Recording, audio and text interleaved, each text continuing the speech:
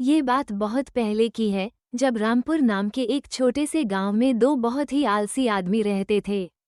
उनका नाम राजू और श्याम था। राजू और श्याम इतने आलसी थे कि वे कोई भी काम नहीं करते थे। दिन भर बस घर पर पड़े रहते, न बाहर जाते, न कुछ करते।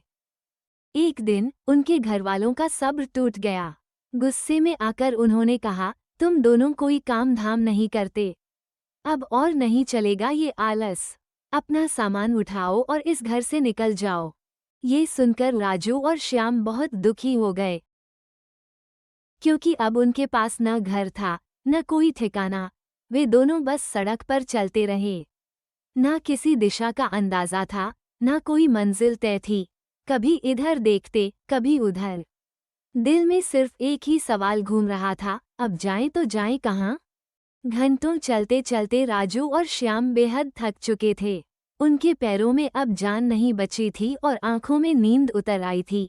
तभी रास्ते के किनारे उन्हें एक बड़ा सा सेब का पेड़ दिखा, जिसकी छांव बहुत सुकून भरी लग रही थी। बिना कुछ कहे दोनों पेड़ के नीचे जा बैठे और जमीन पर ही लेट गए। थोड़ी ही देर में ठंडी हवा चलने लगी और दोनों गहरी नींद में डूब गए।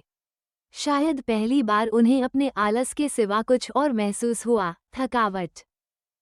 गहरी नींद में दोनों जमीन पर लेटे थे, तभी अचानक पेड़ से एक लाल सा चमचमाता हुआ सेब सीधा राजू के सीने पर आकर गिरा। राजू ने आंखें खोली, सेब देखा और अपनी वही पुरानी आदत में बोला, श्याम भाई, ये जो सेब मेरे सीने पर गिरा है, जरा इसे मेरे मुंह में डाल दो ना। देखना है इसका स्वाद कैसा है। श्याम ने आंखें खोले बिना ही गुस्से में कहा, तू एक मिनट भी चुप नहीं रह सकता क्या राजू? अब सोने दे। कोई देख लेगा तो सोचेगा जंगल में भी आराम फरमा रहे हैं। राजू ने ठंडी सांस लेते हुए कहा, ठीक है भाई, लेकिन सेब सच में बड़ा टेस्टी लग रहा था।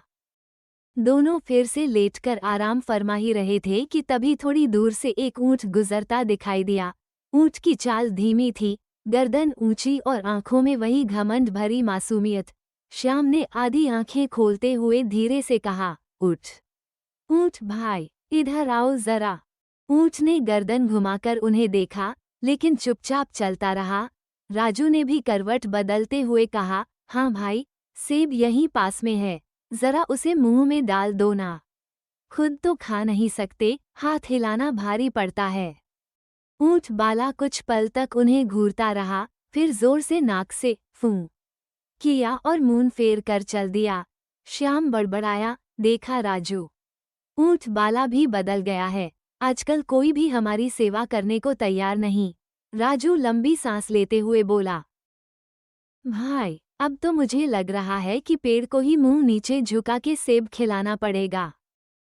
राजू और श्याम हमेशा की तरह जमीन पर पड़े सुस्ती के मजे ले ही रहे थे। सेब तो कोई उठाने आया नहीं, उल्टा अब तो मुंह भी नहीं खोल रहे थे। तभी थोड़ी दूर तक जा चुका ऊंट बाला रुक गया। उसके कानों में राजू की बात गूंज रही थी, अब तो पेड़ को ही मुंह झुकाकर सेब खिलाना पड़ेगा, बस फिर क्या था। ऊंट बाला ने गर्दन घुमाई, आंखों में गुस्सा और पैर में तेजी आ गई। उसने अपने कंधे से एक लंबी सी लकड़ी, अपनी मशहूर लाठी, निकाली और सीधे उनकी तरफ बढ़ गया। राजू ने आंखें खोलते हुए कहा, अरे श्याम भाई, ऊंट बाला तो वापस आ रहा है, वो भी लाठी लेकर। श्याम बोला, हाँ, लेकिन शायद हमें सेब खिलाने आ रहा होगा। देख कैसी चमक रही है उसकी लाठी। और अगले ही पल धप धप धप लाठी सीधा उनके पीछे जा लगी। ऊंट बाला चिल्लाया, कामचोरों, जमीन पर पड़े पड़े मुंह चला रहे हो, अब चलो खेत में आकर हल चलाओ। राजू और श्याम दोनों उठते हुए बोले, अरे बस करो ऊंट बाला भाई, अब तो हम सच में बदल गए, कसम से हम मेहनत करेंगे। ऊंट बाला बोला, चलो फिर। पहला सबक, सेब जमीन से खुद उठाओ। और दोनों दोस्त पहली बार धीरे धीरे झुक कर सेब उठाते हैं, हौंफते हुए लेकिन हंसते हुए।